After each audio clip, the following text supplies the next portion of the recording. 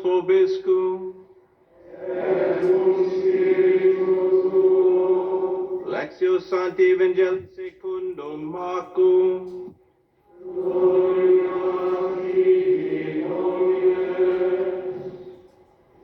People were bringing children to Jesus. En aquel tiempo, la gente le llevó a Jesús unos niños para que los tocara. When Jesus saw this, Pero los discípulos indignant, trataban de said to impedirlo. them, "Let the children come to me." Al ver a aquellos, Jesús se disgustó y les dijo, dejen que los niños se acerquen a mí y no se lo impidan, porque el reino de Dios es de los que son como ellos. Les aseguro que el que no reciba el reino de Dios como un niño, no entrará en él. Después tomó en brazos a los niños y los bendijo, imponiéndole las manos. Verbum Domini.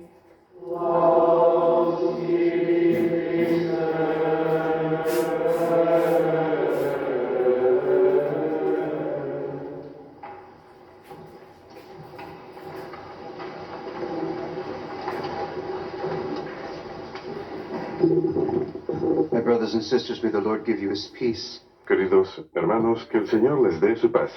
La oración del santo es poderosa, efectivamente, dice la primera lectura de Santiago. Y Jesús dice, dejen que los niños se acerquen a mí. Estaba predicando en una misión parroquial en Iowa hace unos años atrás y parte de lo que hacemos como frailes, descendemos sobre una parroquia, quizás 3 o 4 hermanos. Vamos y predicamos en todas las misas, damos charlas en la noche y también vamos a la escuela. Y usualmente me asignan el 8º grado por algún motivo, pero en este caso, por alguna razón, me asignaron a los de jardín infantil, los de kindergarten. Y pensé, qué hermoso es comunicarles la fe a los niños pequeños.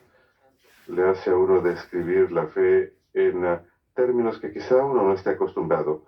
Estaba tratando de describir lo que Jesús hace por nosotros. Les decía, pretendan que tienen un familiar que los ame mucho y que quiere salvarlos. Un niñito dijo, ¿cómo es posible? Y otro niño dijo, ¿cómo es posible? Y antes que me diera cuenta, toda la clase entera se puso de pie y se rodeó. Y me dijo, abrácenlo, abrácenlo. Miré a la maestra, ella levantó las manos y los niñitos se acercaron a mí y me abrazaron. De hecho, los niños a veces son capaces de entender verdades teológicas profundas más de lo que nos damos cuenta. Sí, tenemos que expresarlo en palabras que puedan entender, pero ellos tienen el hambre de conocer a Dios. Ellos quieren tener ese alimento espiritual, pero de hecho si pensamos sobre ello, todos tenemos ese hambre. Nada más que a veces nos complicamos con nuestros mecanismos de defensa y la forma de pensar las cosas y explicar las cosas, pero todos llevamos un niño dentro de nosotros. En el Evangelio el Señor los está invitando a que dejen que los niños se acerquen a Él. La primera lectura nos habla de la conversión de los pecadores y en resumen que cuando uno guía a alguien a arrepentirse de sus pecados, esto cancela una multitud de los pecados de uno mismo. Y este es uno de mis pasajes preferidos de la Biblia, porque al provenir de Nueva York, como dirían los neoyorquinos, qué buen trato, qué buen negocio. ¿Qué tal si yo llevo a alguien a Jesús? Me cancelan un montón de mis pecados. ¡Qué gran negocio! Y de esto se trataba Santiago. Él llamaba vivir una vida de penitencia. A veces decimos que una vida de penitencia puede tener diferentes connotaciones, pero se trata sencillamente de vivir la vida del Evangelio.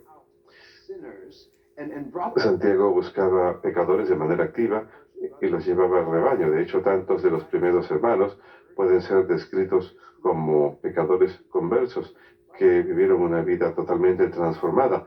Y más adelante, Cuando miramos la lista de santos franciscanos, tenemos a San Bernardo de Corleone, de Sicilia, que era un espadachín converso.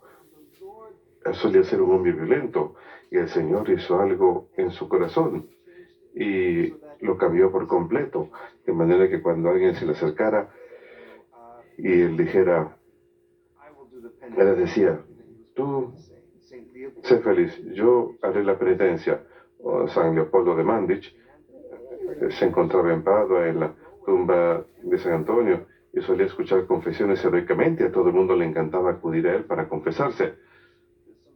Pero hubo algo de controversia porque algunos de los sacerdotes pensaban que sus penitencias eran demasiado leves, 3 o 4 Ave Marías o algo así.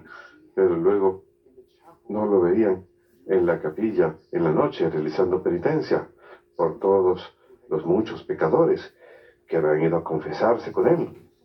Queridos hermanos, solemos hablar mucho de la conversión de pecadores, ofrecer cosas para la salvación de las almas. Me gustaría animarlos a que si hay niños en su círculo de influencia, empiecen a compartir con ellos este hermoso don de ser capaces de ofrecer oraciones para la salvación de las almas. Santa Teresa de Lisieux lo sabía muy bien, a una edad muy temprana. Ella se encontraba rezando por un prisionero ateo muy reacio y al último minuto él se arrepintió y ella lo llamó su primer hijo. Hay una paternidad espiritual, una maternidad espiritual en esta conversión de los pecadores, que quiere decir que ellos se convierten como en niños pequeños. San Feliz de Cantalicia, él era un granjero que solía ir por las calles de Roma rogando por pan. Solía estar rodeado de niños. Ellos lo conocían y siempre les pedían, cántanos una canción. Y les cantaba una pequeña rima sobre Jesús. Y les encantaba. Y las repetían. Y luego ellos compartían esas canciones con todos los demás. Mientras San Félix rezaba en el monasterio hasta las 2 de la madrugada, 3 de la madrugada a menudo, cantando esas canciones de amor para Jesús y luego las compartía con los niños y luego ellos solían cantarlas por toda la ciudad. Cuando permitimos que los niños se nos acerquen, de hecho, es una evangelización profunda que sucede cambia la forma en que es nuestro hogar. Y esto yo lo sé porque tengo tías que son abuelas y ¿saben qué? Son las mejores catequistas. Las abuelas que comparten la fe, comparten tiempo con los niños pequeños explicándoles cosas que están dispuestos a escuchar. También a menudo veía a nuestro propio padre Benedict cuando iba a Children's Village. Es un lugar en Nueva York donde hay muchos niños. Básicamente es una serie de hogares para niños y esos niños son niños que han pasado por vidas muy duras y lo recibían con gran alegría. Les encantaba escuchar las historias que el padre Benedict contaba también. De hecho, a mí también me encantaban las historias que el padre Benedict contaba también. Estoy seguro que el padre Benedict estaría entusiasmado. Como saben, él era psicólogo y él estudió en la Universidad de Columbia y cuando estudió psicología era como el padre Benedict contra el mundo, porque la psicología tiene ciertos aspectos que no son muy amistosos con la fe. Hay un nuevo trabajo investigativo que ha salido de la Universidad de Columbia que habla de cómo los niños poseen un sentido espiritual. Y estoy seguro que a él le fascinaría eso. Y dicen cosas de que podemos, de hecho, que nosotros siempre hemos estado haciendo con nuestros niños al enseñar la fe. Usen el lenguaje espiritual a diario, dicen ese trabajo investigativo. Nosotros en casa hablamos espiritualmente, así como en la Navidad. Hablamos de la historia de Jesús. Eso realmente debe ser algo que hagamos todos los días. Edificar una práctica espiritual juntos. Animo a que las familias hagan cosas como decorar el nacimiento navideño, pintar huevos de Pascua juntos con el significado cristiano que va de la mano, no como una especie de evento secular, sino inculcar la fe en los niños a través de esas tradiciones y compartir la realidad del mundo espiritual. Recuerdo que una catequista me dijo que ella le explicaba a los niños la transustanciación, el epiclesis, cuando el sacerdote coloca las manos sobre el pan y el vino, y es cuando se transustancia, cuando el Espíritu Santo desciende. Ella me contó que después ella fue a misa con su clase y un catequista sabe que cuando uno está en misa es difícil tener niños porque hay que estar también pendientes de cómo se están portando. Pero cuando el sacerdote puso las manos sobre el pan y el vino, escuchó que uno de los niños dijo algo. Ella se volteó para tratar de decirle que se quede tranquilo. Pero cuando lo hizo otra vez, el niño lo dijo otra vez y dijo, miren, lo puedo ver. Y otro niño dijo, yo también. Es el Espíritu Santo. ¿Quién soy yo para decir que esos niños no experimentaron a Dios en algo que sucede cada día en la Santa Misa? Hoy es sábado y rendimos honor a la Virgen de forma muy particular y quiero compartir las palabras que ella le habló a Juan Diego con mucho amor. Le habló casi como a un niño. Un hermoso lenguaje diminutivo que muestra amor, que incluso en español hoy en día, oh, querida hija, oh, mi querido hijo, ella dijo, escucha, ponlo en tu corazón, mi hijo más pequeño y querido, que la cosa que te perturba, aquello que te aflige, no es nada. No permitas que tu rostro, que tu corazón se perturbe. Nuestra Señora de Guadalupe habló con mucha ternura a Juan Diego.